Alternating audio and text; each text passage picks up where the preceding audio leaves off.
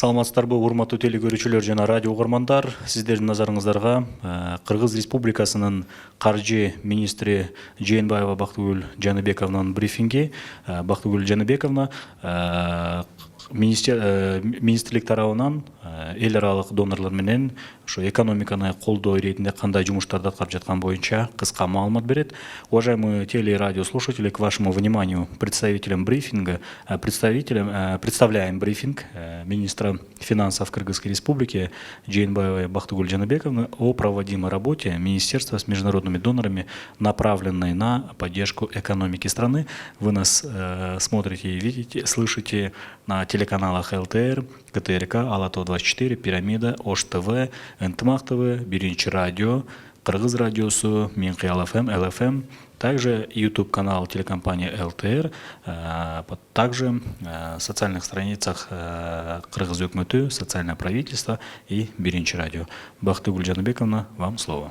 Уважаемые телезрители, уважаемые радиослушатели, сегодня стало известно, что Исполнительный совет Международного валютного фонда одобрил запрос Кыргызской Республики по механизму чрезвычайной помощи, эквивалентную 86 миллионов долларов США, и выплату в рамках механизма быстрого кредитования, эквивалентную 43 миллионов долларов США.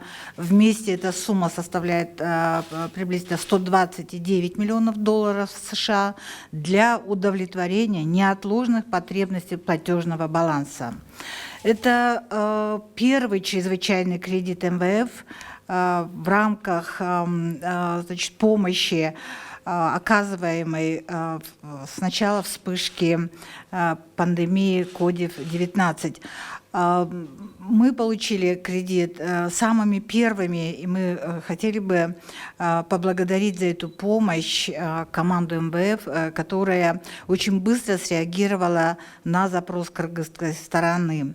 Мы хотим обратить внимание, что данный кредит на льготных условиях, и он пойдет на поддержку бюджета нашей страны.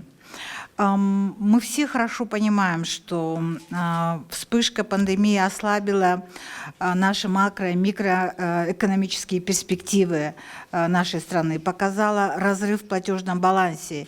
И эти разрывы на сегодня оцениваются примерно в 400 миллионов долларов США. Ресурсы, выделенные Международным валютным фондом, помогут обеспечить в первую очередь поддержку бюджета, увеличит возможности нашей страны по исполнению обязательств, минимизирует экономические последствия, вызванные пандемией, увеличит доверие к развитию экономики в ближайшей перспективе. Я бы также хотела бы отметить, что этот кредит МВФ послужит катализатором для последующего мотивирования и стимулирования другой донорской помощи со стороны международных финансовых институтов. Ну и в заключение, в настоящее время хотела бы информировать всех кыргызстанцев, что в настоящий момент правительством Кыргызской Республики осуществляются все выплаты по зарплатам, пособиям, пенсиям и всем другим защищенным статьям расходов бюджета. И в дальнейшем мы приложим все усилия для того, чтобы исполнять обязательства своевременно и в полном объеме. Спасибо большое за внимание.